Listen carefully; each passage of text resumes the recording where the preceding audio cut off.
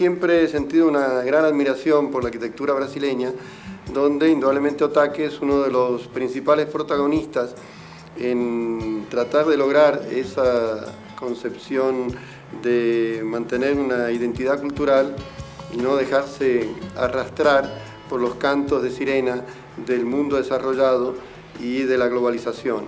Así que me siento muy contento de poder estar aquí a su lado y poder de alguna manera ayudar a divulgar sus ideas en el arte, la arquitectura y su relación con la sociedad. Este periodo de final de década 50 y principio de la década 60 fue, en mi opinión, culturalmente el periodo más importante en la historia cultural de Brasil, porque había un clima de desarrollo a partir de la presidencia de la República, que en términos de arquitectura culminó con la construcción de Brasilia, y tuvimos movimentos artísticos muy importantes. En cine, la creación del cinema novo brasileño; en teatro, cuando aparecieron importantísimos directores teatrales con adaptaciones de textos internacionales y clásicos para la realidad brasileña. Fueron manifestaciones artísticas regionales, pero que alcanzaron el patamar universal. Fue el gran periodo de la cultura brasileña. Mi formación en São Paulo, en la Universidad de São Paulo. Por tanto, dentro del clima, del ambiente de la llamada arquitectura paulista. Pero desde la época de estudiante me gustaba mucho la arquitectura que hacía el diálogo con el espacio urbano. En mi opinión, la arquitectura paulista fue más de interior. Digamos que el corte, la sección del dibujo de la arquitectura paulista siempre fue un dibujo muy importante, con contenido muy fuerte, y la expresión de esta arquitectura para el espacio de la ciudad me agradaba mucho más la escuela de Río, de Carioca. Entonces, yo empecé a cultivar las raíces de la arquitectura paulista con la expresión urbana de la arquitectura carioca. Mi intención fue, desde el inicio, obtener una lenguaje más ligada a arte do que a una descripción de la elevación de la planta. O sea, se hace primero la planta y después la elevación, la fachada. Yo hizo y hago el contrario. Primero hago la forma y a partir de esta forma trabajar con los llenos y vacíos, con el claro y oscuro, como hicieron los arquitectos y los artistas, por ejemplo, de barroco brasileño de Minas Gerais. Al atravesar hasta Minas Gerais, el barroco sufrió una reinterpretación de los artistas y arquitectos brasileños de aquella época, principalmente de Aleijadinho. Y yo estudié mucho Aleijadinho, estudiando sus curvas, sus claros, sus oscuros, el relevo. Y esta condición yo procuré colocar en los edificios de residenciales que ha hecho acá en São Paulo y algunas otras ciudades brasileñas. Yo creo que la curva obtenida así es un elemento dentro del espacio de la ciudad más agradable, más desafiador y, sobre todo, un elemento de más sorpresa. No aquella repetición de grandes blocos pesados, pero una interrelación entre construcción y el espacio urbano más interesante, más instigante. ¿Cómo usted ve la arquitectura brasileña actual y su futuro en el próximo siglo? Cuando la prensa o alguien quiere colocar que una cosa es grande pero mala, se dice faraónico. Pero yo, en mi opinión, faraónico es el problema social. Esto sí es faraónico. E em grandes metrópoles, como São Paulo, Rio, México, Buenos Aires, isto todo, há necessidade de que algumas obras arquitetônicas sejam grandes, porque grande são as metrópoles. Então, em minha opinião, para o século seguinte,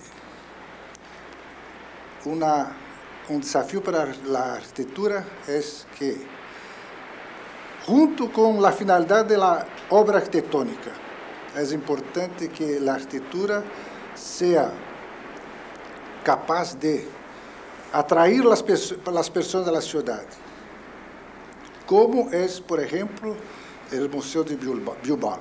Tuve a força de modificar, de cambiar a vocação da cidade de Bilbao. E nada dizia que Bilbao tivesse uma vocação, por exemplo, turística.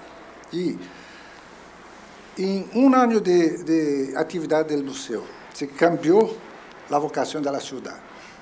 Com certeza, este cambio de la vocação para o turismo da cidade de Bilbao não foi somente por as obras de arte que estão dentro do museu, foi por a arquitetura do museu. Oscar Niemeyer ha construído muito recente o Museu de Arte de Niterói. A população que vai a ver o museu é muito grande. Pessoas que nunca tiveram a preocupação e a curiosidade de ver obras de arte. Pero a arquitetura do museu interessou as pessoas em geral e a afluência de público é muito grande até hoje no museu de Niterói. Então, estes exemplos são uma condição muito importante para que nós consigamos ver a importância das obras arquitetônicas em espaços de cidades grandes como nossa metrópole. A tecnologia é resultado direto da possibilidade econômica que um país tenha.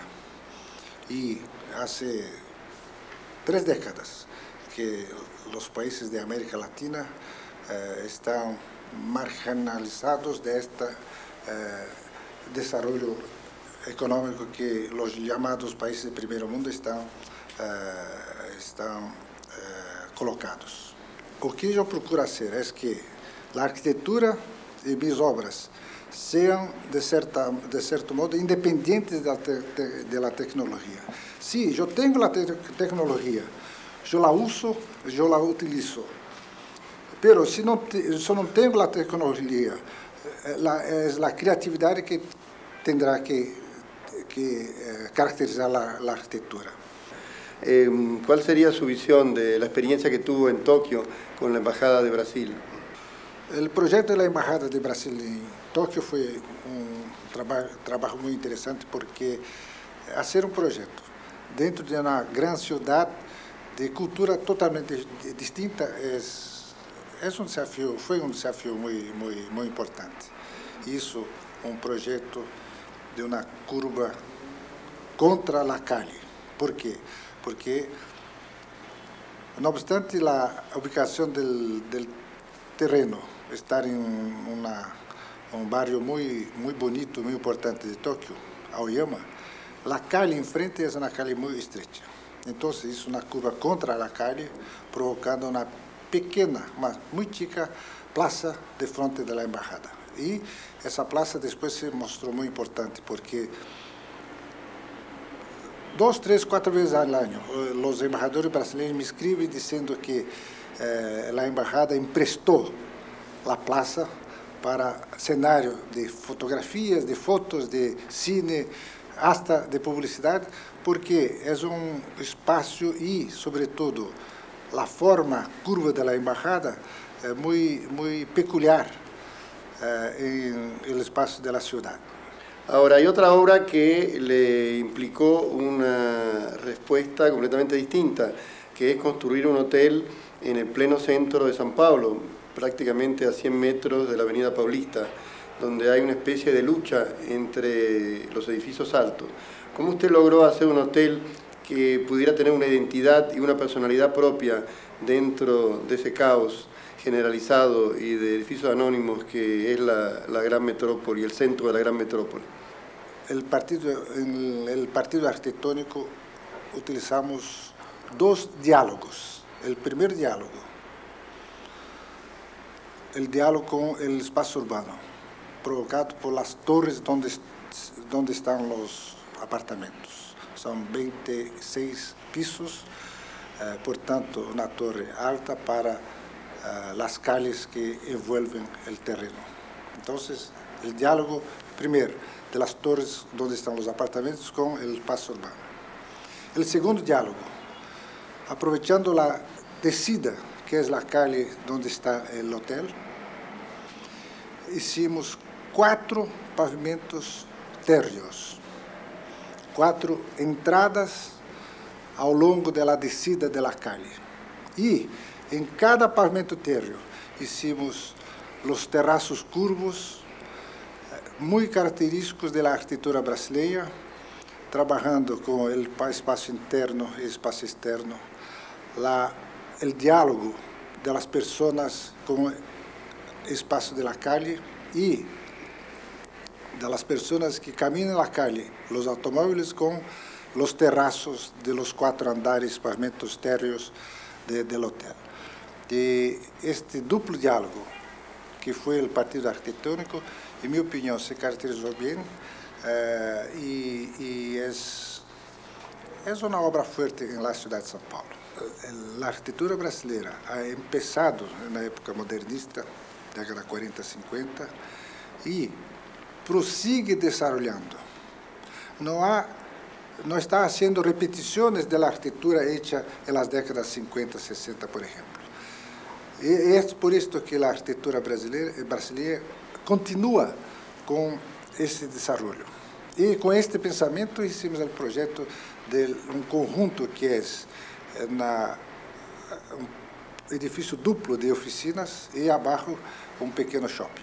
Hicimos um edifício duplo que é formado por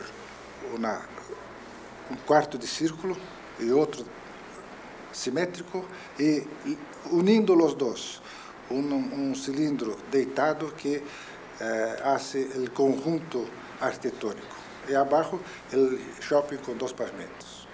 Eu creio que esta forma em Brasília foi importante porque, em minha opinião, ajuda a Brasília a ter continuidade após sua inauguração em 60 e após seus 30 e tantos anos de desenvolvimento. Há que continuar o desenvolvimento de Brasília, tentando o desafio que é a continuidade do linguagem. Não é a repetição, mas a continuidade da linguagem. Nunca deixei de elaborar projetos de vivienda, porque eu creio que para mim é muito importante desafiar os grandes espaços dentro da cidade, mas também nunca perder a escala da atividade mais intimista do homem. E dentro disto, como todos fazem, na vivienda hacemos alguns muebles fijos de concreto, de hormigón ou de ladrillo, etc. Dar a cada destes materiais a linguagem própria, a expressão que o material como acero hace e que concreto não consegue fazer, e que a madeira também não. Então, é desenvolver, é aproveitar as peculiaridades estéticas, plásticas, de textura e de resistência de cada destes materiais.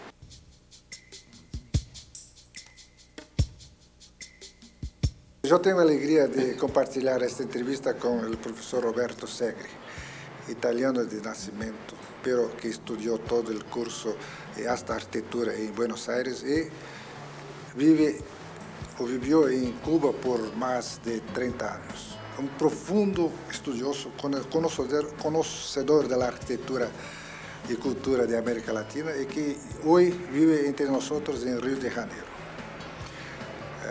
yo tengo una admiración muy grande por sus textos, por su pensamiento y sobre todo por su profunda lealtad perante las cuestiones culturales y sociales que se colocan entre nosotros.